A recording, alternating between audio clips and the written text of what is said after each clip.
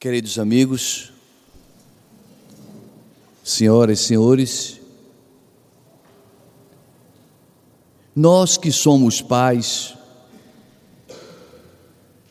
carregávamos o fardo da incompreensão.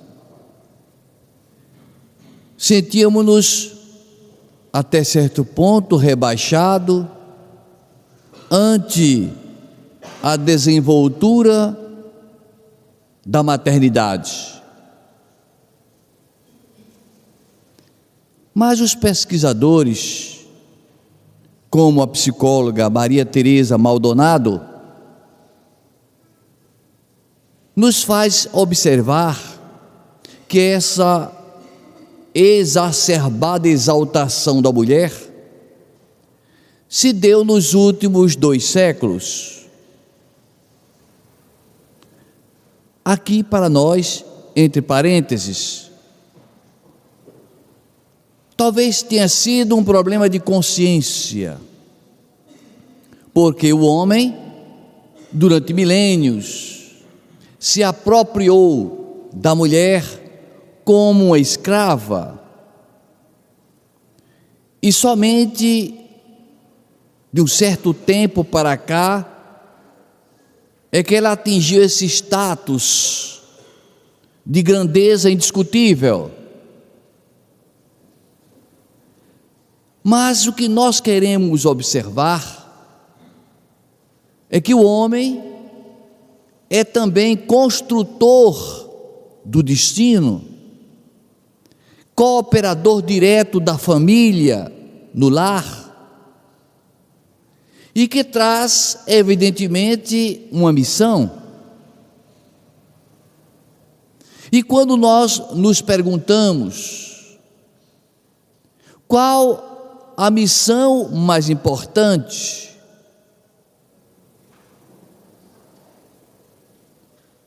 poderíamos até mencionar que a mulher era detentora da missão mais destacada. Todavia, temos de considerar que o Criador de todos nós jamais haveria de, no seu processo de criação universal, colocar nos filhos mais condições evolutivas que noutros. Portanto, entendemos que Deus, pela sua imparcialidade, tenha colocado o mesmo percentual de possibilidades, tanto no homem quanto na mulher, tanto no pai quanto na mãe. E se alguém me perguntar, por que não notamos isso? E nós diremos que é por comportamento inadequado do homem, por ele estar fugindo dos seus compromissos. Mas se ele assume o seu dever de pai, então ele caminha lado a lado com a esposa, nessa jornada sublime de melhorar-se e de encaminhar seus filhos, a prole, aos mais nobres graus evolutivos. Quando nós falamos no pai e na mãe, e que reconhecemos em nós homens os resquícios do grotesco, do animal selvagem, nos transportamos no tempo e nos imaginamos na época das cavernas, em que nós, homens, saíamos para caçar, para derrubar os enormes bisões, os ursos, os animais selvagens e arrastá-los até a nossa gruta para alimentar a nossa prole, que egoisticamente tomávamos conta. A mulher, Deus colocou uma constituição física mais débil, mais delicada, possivelmente para que ela pudesse cuidar da prole enquanto o outro saía para caçar.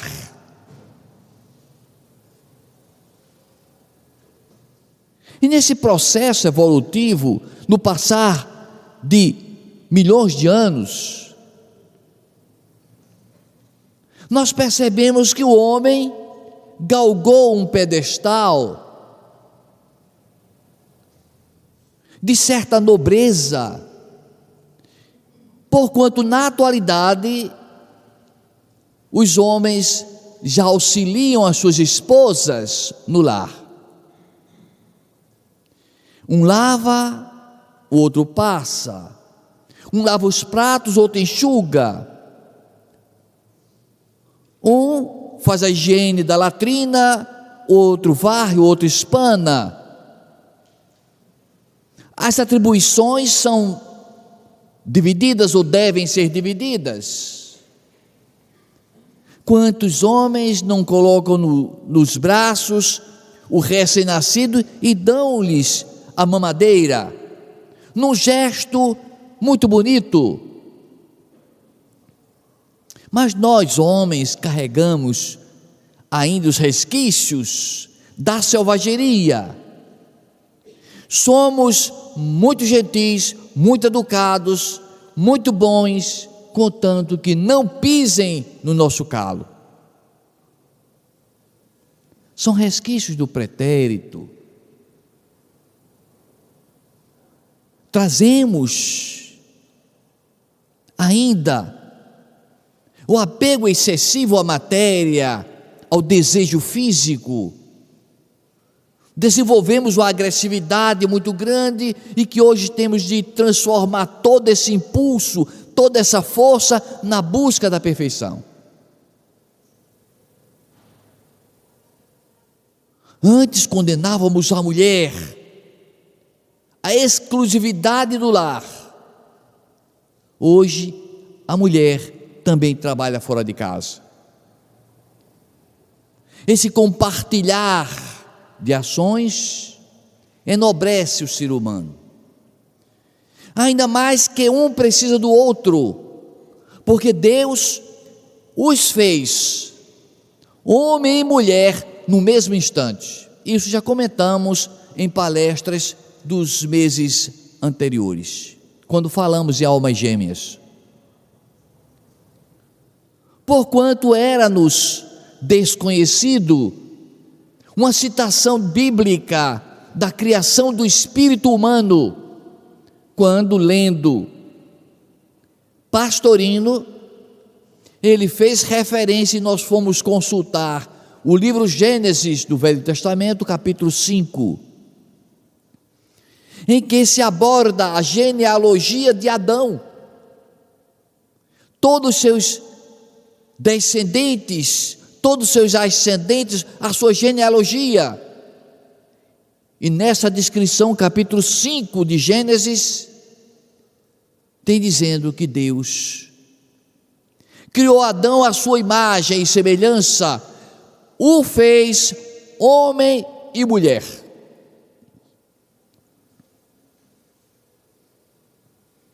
Como é que Deus fez ao mesmo tempo homem e mulher? Primeiro, por uma razão muito lógica, porque se ele tivesse criado o primeiro homem, ele teria feito a mulher melhor ou mais bem feita do que o homem, lógico. Alguma mancada ele corrigia no segunda etapa. Será que Deus, ao terminar a conclusão da sua obra de ter feito o homem, foi que percebeu que faltou uma coisa? Rapaz, não é que a ficha caiu depois. Ele não vai poder viver sozinho. E como vai haver multiplicidade da população? Será que aconteceu isso com Deus? Depois que Ele fez o homem, que Ele deu a mancada, percebeu? Não, isso não ocorreu.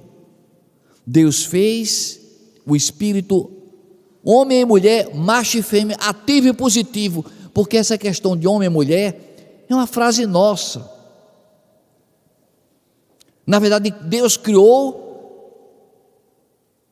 o sexo ativo e o sexo passivo, a força positiva e a força negativa, que assume a fisiologia orgânica quando reencarna, quando encarna, quando toma um corpo material. Quando não, eles são ativos ou passivos, tão somente. Então, a citação do Evangelho da Bíblia Sagrada, Gênesis capítulo 5, se refere não à criação do físico, mas à criação do espírito humano, homem e mulher, ativo e passivo, não falando em sexualidade para nós, como nós entendemos. Portanto, aí nós percebemos que se um é ativo, outro é passivo, para se formar o grande ímã, em que tem duas polaridades, em que os dois são atraídos um para o outro, se nas contrários se atraem, é necessário um ao outro. E como se faz necessário? Para que haja equilíbrio energético, daí a importância do pai no lar, porque senão há um desequilíbrio. Ela se fica sozinha criando a prole, se santifica sem dúvida, mas sofrerá carência vibratória da sua complementariedade magnética, da força ativa do homem, mesmo porque ele tem uma função educadora muito importante no lar.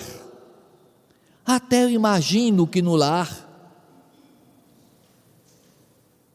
haja um tipo de julgamento seguinte, que compete ao homem estabelecer as normas, as regras, a justiça, a firmeza. Compete à mulher a doçura, a meiguice, a misericórdia acima de tudo. É o filho que comete um delito, um equívoco, e o pai chama aos eixos, e aí ele corre, o filho corre para os braços da mamãe, ela diz: não, deixa que eu dou um jeito nele. É a misericórdia. As duas forças atuando em conjunto para a educação. Na Bíblia Sagrada, no Velho Testamento, no livro Provérbios, que se não me falha a minha memória, é citado no capítulo 13, uma frase seguinte: quem não usa a vara para educar o filho, não o ama, o odeia. 4.000, 5.000 anos atrás, havia necessidade da disciplina. Hoje em dia não se permite mais isso.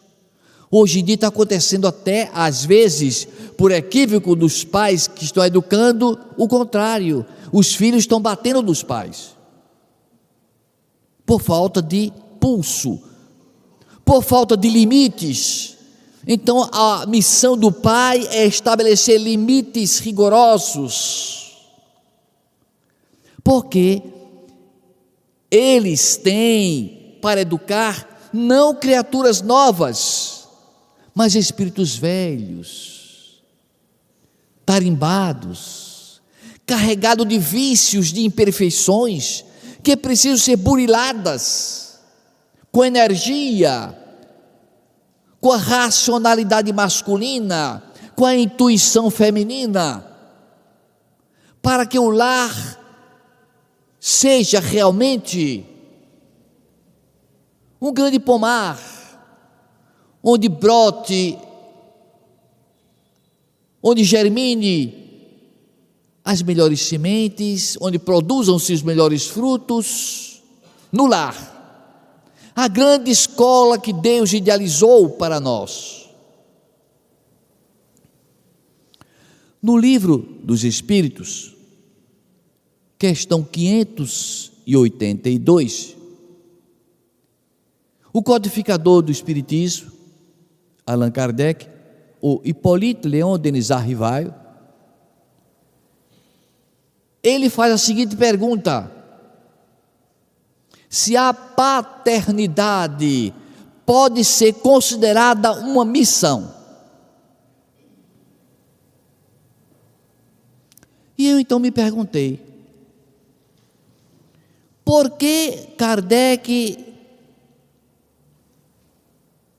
não arguiu a maternidade também é uma missão? Ele não fez essa pergunta. Por que ele não fez? Porque a missão da maternidade está implícita. Nós já admitimos há muito tempo, mas a paternidade não. Porque o homem quer lavar as mãos feito Pilatos, quer que a mulher resolva tudo, e tem mais. Muitas vezes ele diz: não, minha esposa não faz nada não, trabalha não. Eu ouvi a conversa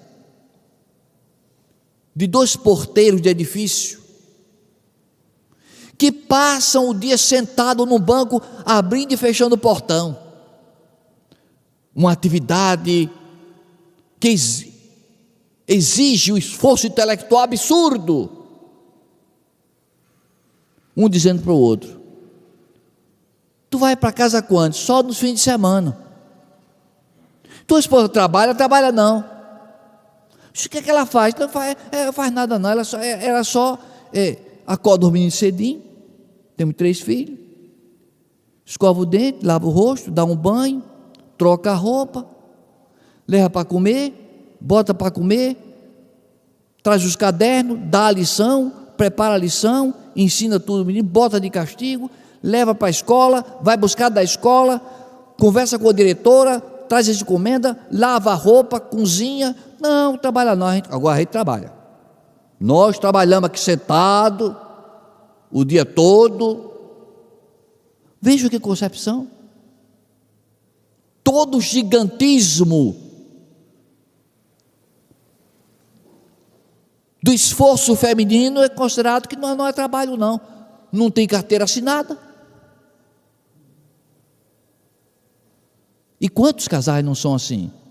Que não tem condição de pagar uma secretária, ela que faz tudo. Mas hoje em dia o homem tem de compreender que precisa auxiliá-la. Porque se ele não participa na doação energética da sua energia positiva, ativa, não haverá um equilíbrio emocional nela, que vai viver estressada, incompleta. E mais que os filhos, precisa do referencial feminino e do referencial masculino. E como estamos falando dos pais, é importante a presença daquele homem, que mesmo calado, parece o orangotango do tempo antigo. Aquele homem que esconde em si a rudeza do selvagem, e a criança, o filho, vê que precisa respeitá-lo, e o pai e a mãe necessitam de autoridade, sem que seja transformado em autoritarismo, mas autoridade, para que os filhos não venham bater na face da mãe e do pai, desrespeitá-los.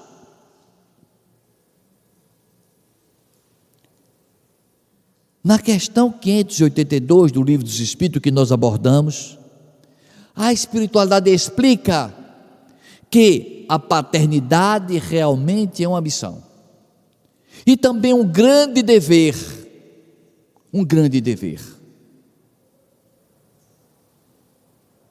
E para facilitar a atividade da paternidade, porque a pergunta se refere à paternidade, Deus fez com que as crianças, os filhos, trouxessem a fragilidade orgânica, que fosse possível ser receptivas às informações dos pais.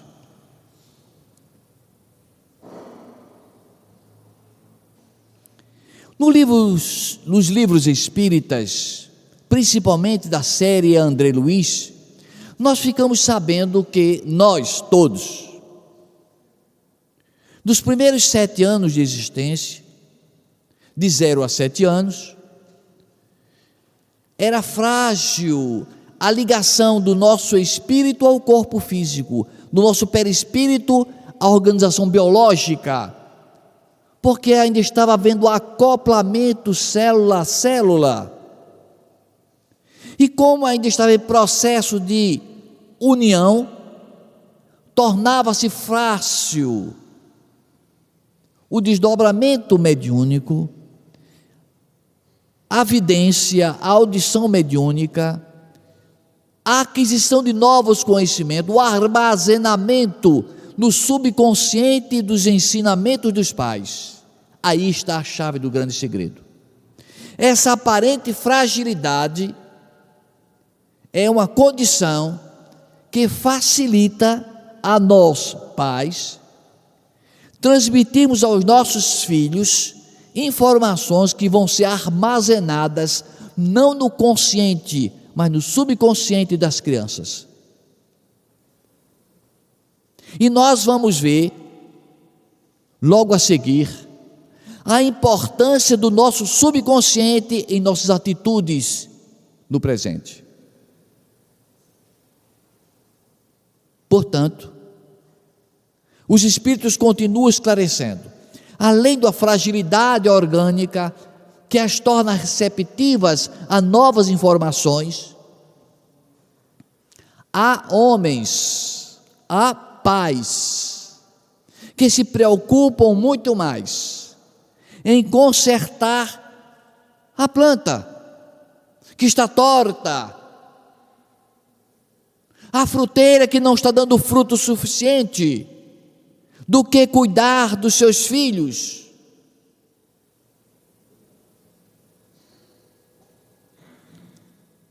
Portanto,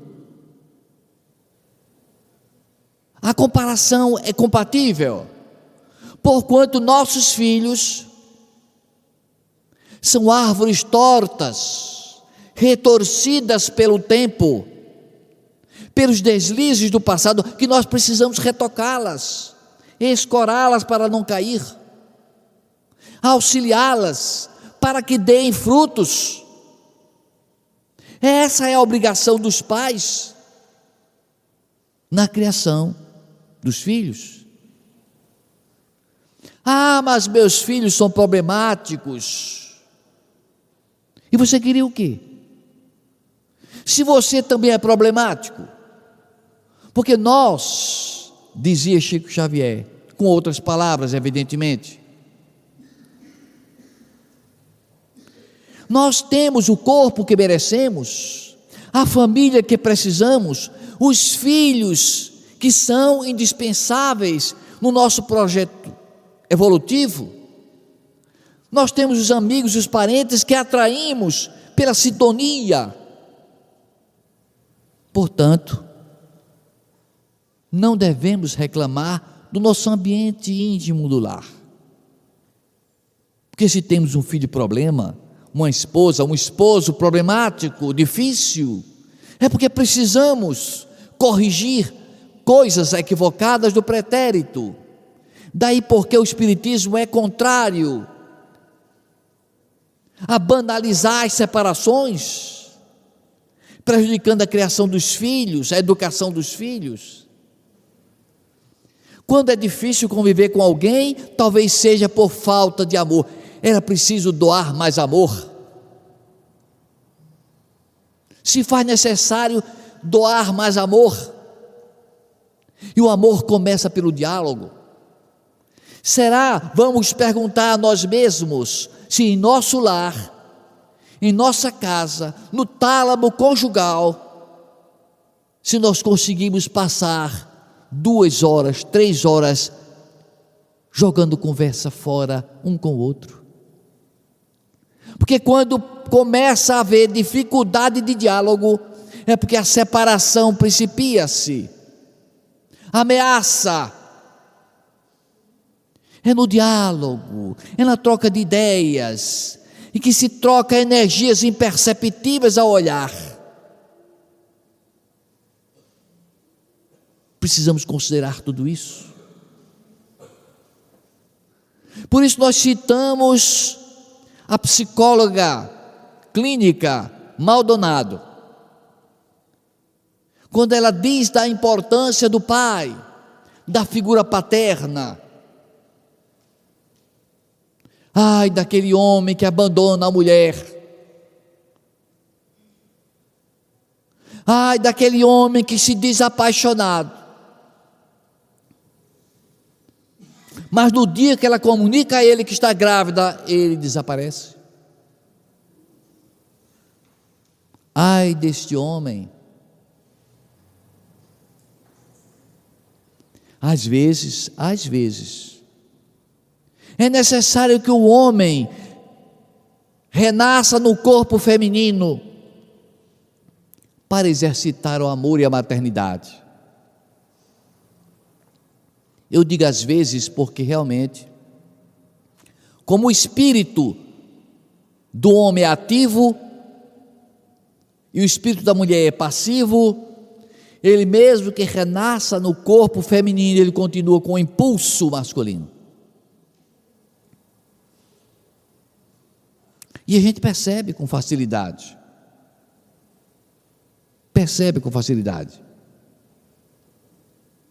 Aquela mulher desarrumada, desengonçada, que não sabe cuidar dos filhos. É um homem, um marido de primeira viagem que está no corpo feminino para aprender o que é ser mãe, ser mulher. Mas não é obrigatório isso. Pelos exemplos de reencarnação inúmeros que temos, predomina sim o sexo masculino sempre voltando como sexo masculino, o sexo feminino sempre voltando como sexo feminino e evoluindo na direção do infinito. Ambos com as mesmas possibilidades.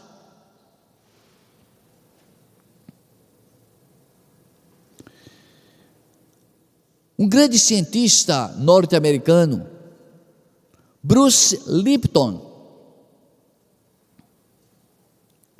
pesquisador da célula tronco,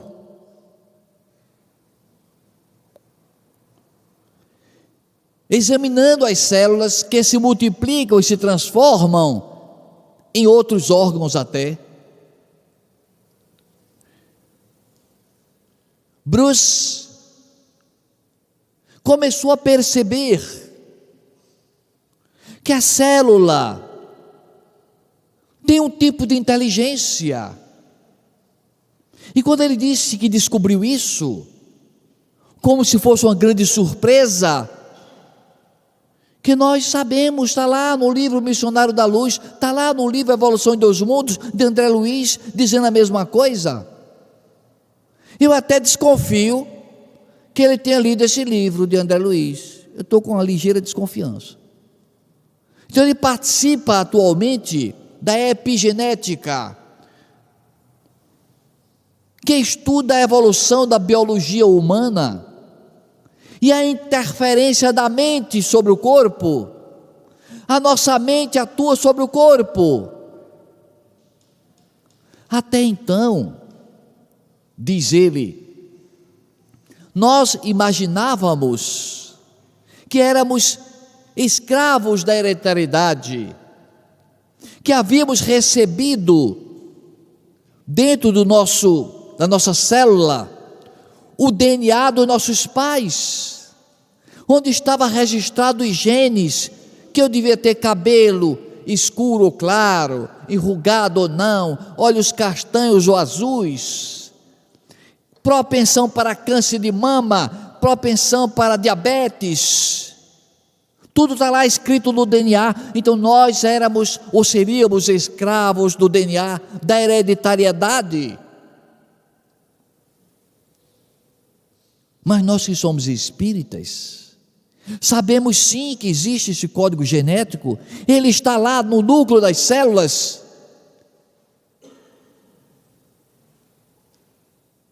Mas ele pesquisando percebeu que não é porque esteja no DNA da gente o registro do gene que acusa a possibilidade de um câncer, que vamos ter câncer. Porque quem vai dizer se vamos ou não ter câncer é a nossa autorização íntima. Nós temos o poder de decidir com os nossos impulsos íntimos, do nosso subconsciente, de alterar, de trancar a chave, de liberar ou não o gene para atuar na nossa saúde, trazendo a enfermidade ou não. Então, Bruce Lipton percebeu que a nossa mente é fantástica, é fabulosa, ela interfere sim nos nossos comportamentos, e aí criou-se, e se sabe muito bem, há muito tempo que existe as doenças conhecidas como doenças psicossomáticas. Quando nós vemos, passamos por uma cena de terror, nós suamos frio. Quando passamos por um momento de vergonha, nós ficamos enrubescidos. São os impulsos mentais atuando nas células. E Bruce faz-nos ver, explica-nos, que no período de 0 a 6 anos de idade, período semelhante ao que André Luiz cita, de 0 a 7 anos de idade, é o período ideal do ser humano educar seus filhos, porque é nesse período em que as informações recebidas dos filhos, transmitidas pelos pais, recebidas pelos filhos, são armazenadas nos seus inconscientes, subconscientes, para que se transforme em crenças, e que essas crenças vão ser o dispositivo de disparar ou não as enfermidades.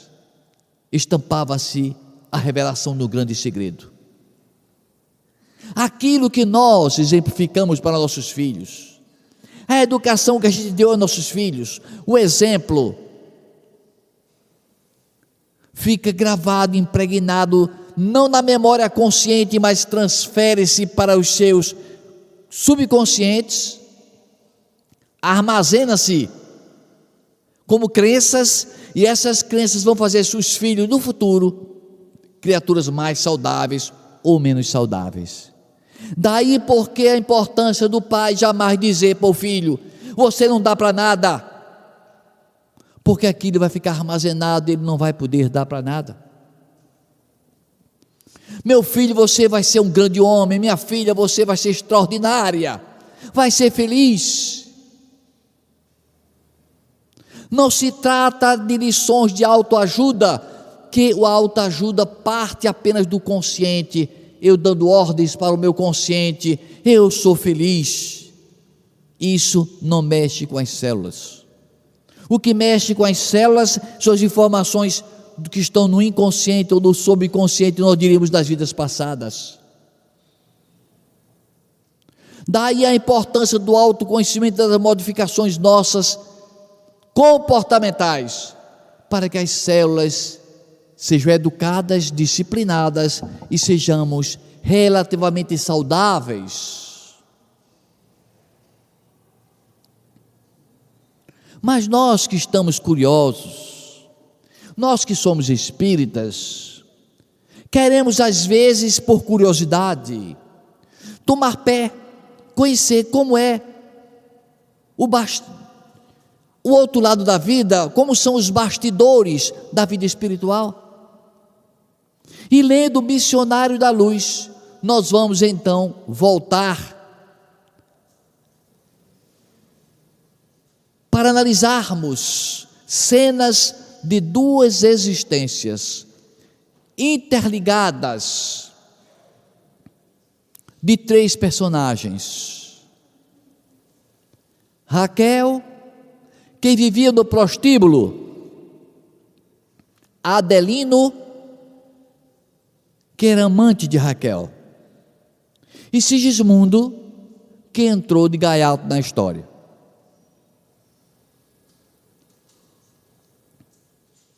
Conta-nos André Luiz que Adelino encontra-se com Raquel num bordel e apaixona-se por ela, porquanto já vivera com ela inúmeras existências. Não era a primeira vez nem a segunda. Está lá em Missionário da Luz. Então eu, consequentemente, digo: Raquel e Adelino eram almas gêmeas, e que nessa vida, nessa existência, por razões não explicadas no livro, Raquel foi viver no prostíbulo. Ninguém sabe se foi por necessidade física, se foi porque foi expulsa de casa, não sabemos. O fato é que Raquel estava lá no bordel, e Adelino, como era a alma gêmea dela, apaixonou-se. Mas Adelino não teve coragem de dizer assim: eu te amo, vou tirar você desse lugar e vou dar um nome a você. Ele não fez isso. Deveria ter feito, não fez. Surge o Sigismundo, que quando percebe que a Raquel, embora vivesse naquele meretrício, tinha uma queda, uma paixão por aquela figura de Adelino, ele entrou como o charmoso: não, eu vou tomá-la para mim. Era o Dom Juan, e como não conseguiu tomá-la, matou Adelino. Passam-se as décadas, os três encontram-se no mundo espiritual. Sigismundo, assassino; Adelino, revoltado, porque alguém tirou-lhe a vida, uma vida de amor. A programação continua e Papai do Céu manda de volta à terra. Adelino reencarna, Raquel reencarna, e dessa feita os dois se casam, e ele legitima a união, casa-se de papel assinado no cartório. E o Sigismundo, aquele que assassinou, fica no mundo espiritual, implorando a Deus oportunidade para pagar seu crime, e recebe autorização. Façam as visitas ao seu provável futuro pai. E aconteceu o seguinte, que cada vez que Sigismundo ia para a casa do Adelino, Adelino tinha pesadelos à noite, sentia aquela impressão de que alguém ia matá-lo. Apavorado, acordava-se e não conseguia dormir mais, já estava com aquele ar de defunto, de espantado, olhos arregalados, não dormia mais, porque pressentia um vulto entrando naquela casa dele. Sigismundo, no mundo espiritual, foi pedir reclamação, foi pedir um apoio da espiritualidade maior, dizendo que não tinha jeito, que Adelino não recebia-o.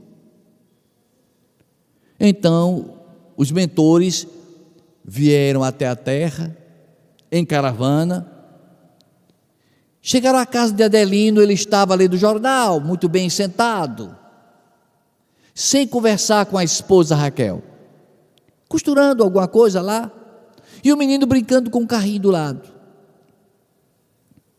A espiritualidade observou que ele estava meio que esquisito, cara de espanto, vários dias sem dormir direito, não tinha mais dialogado com a esposa, o amor começava a murchar. Então resolve o mentor aplicar um passe no garotinho Joãozinho, de 3 anos de idade. Colocam as mãos sobre o chakra cardíaco, e o menino Joãozinho então se anima, abre os olhos, e pensando que ele está falando sozinho, mas intuído pelos espíritos, diz: papai, por que você está com a cara tão feia, papai?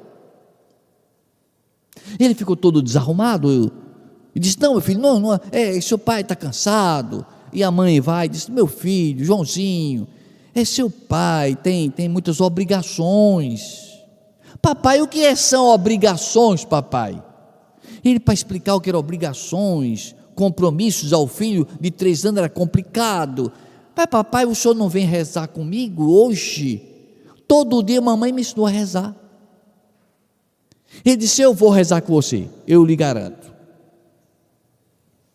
Vou trabalhar, acabei de almoçar, vou depois trabalhar, à noite eu volto, vou escutar você rezar, vamos rezar juntos. O menino sorriu feliz, abraçou o pai abraçou a mãe e estabeleceu sua harmonia no lar. Ele foi trabalhar à noite e voltou. Joãozinho está dormindo? Não, está acordado esperando você. Joãozinho, oi papai, vamos rezar, vamos, que eu estou com sono, papai. Aí botou as mãos postas, ajoelhou-se: papai do céu, protege minha mãe que eu tanto amo. E faz a cara de papai ficar mais bonita, anda tão triste. Ele emocionou-se, uma lágrima desceu: meu filho, eu vou cuidar melhor de você, vou cuidar melhor da sua mãe, eu estou sendo realmente muito duro. Abraçou o filho, beijou a esposa, foram dormir, foi uma noite maravilhosa. E no meio da noite a espiritualidade veio buscar a alma. Adelino levou para o mundo espiritual, a alma Raquel levou para o mundo espiritual, e lá no mundo espiritual foram chamados: Raquel, você aceita ter como filho Sigismundo? Foi ele que matou o seu grande amor da vida passada. Ele disse: aceito, eu aceito, sem problemas. Adelino, você aceita receber Sigismundo? Não aceito. Meu filho, a eternidade nos aguarda. Lembre-se de Jesus, que devemos perdoar 70 vezes 7 vezes, e fez aquele sermão, tenha compaixão dele. Ele está tão humilhado, ele tem chorado muito, pede por tudo que você o receba como filho. Esse eu vou fazer um esforço. Chegue, Sigismundo, apresente-se. E veio Sigismundo e caiu de joelho nos pés de Adelino: por caridade, em nome de Jesus, tenha piedade de mim, me aceite como seu filho, eu sou um criminoso, me tenha misericórdia, Deus vai lhe recompensar. Ele disse: levante-se, vamos ser amigos. Se abraçaram e voltaram ao corpo de carne. O espírito foi trazido, encaixou no corpo de carne, o outro encaixou no corpo de carne, e Sigismundo foi se preparar para reencarnar, num clima gostoso de paz, de perdão, de amor. Os dias se desenrolaram assim, numa fraternidade, num ambiente propício. Então Adelino e Raquel se entregaram ao amor, tiveram a conjunção carnal, o óvulo de Raquel foi fecundado, o espírito Sigismundo veio e foi introduzido no útero materno, e renasce Sigismundo naquela família. A missão de pai, a missão de mãe: receber filhos que são nossos adversários, muitas vezes do pretérito, pessoas difíceis e complicadas, mas importantes para que nós desenvolvamos o amor. Amai-vos uns aos outros como eu vos amei, foi a recomendação de Jesus. Amar a Deus sobre todas as coisas, amar o próximo como a si mesmo, acima de tudo amar a Deus. Que o amor possa transformar-nos em pessoas melhores. Que Jesus nos abençoe hoje e sempre.